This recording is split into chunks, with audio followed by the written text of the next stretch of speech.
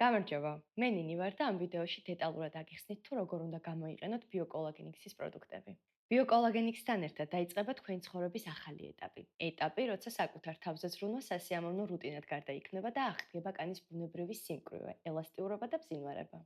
თქვენი კომპლექტი განკუთვნილია 25-დან 35 წლამდე ასაკობრივი კატეგორიისთვის და მოიცავს 6 თვიან სახის კანის მოვლის რუტინას.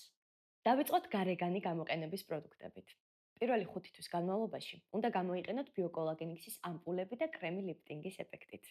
სახის დაბანის შემდეგ გადაინაწილეთ ბიოკოლაგენიქსის ამპულის შემცველობა სახეზე და ყელზე ნაზი წრიული მოძრაობით.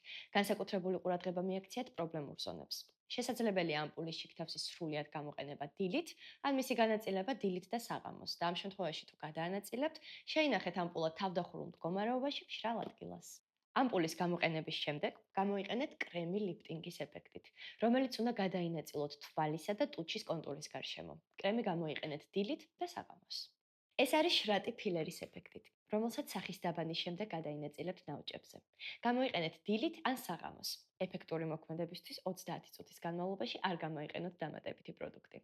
ხოლო მას შემდეგ, რაც შრატი კარგად შეიწოვება, გადაინაწილებთ კრემს ფილერის ეფექტით. კრემი გამოიყენეთ როგორც დილით, ასევე საღამოს. გადავიდეთ საკვებ დანამატებზე, რომლებიც ბიოკოლაგენიქსის რუტინის განსაკუთრებით მნიშვნელოვანი კომპონენტია.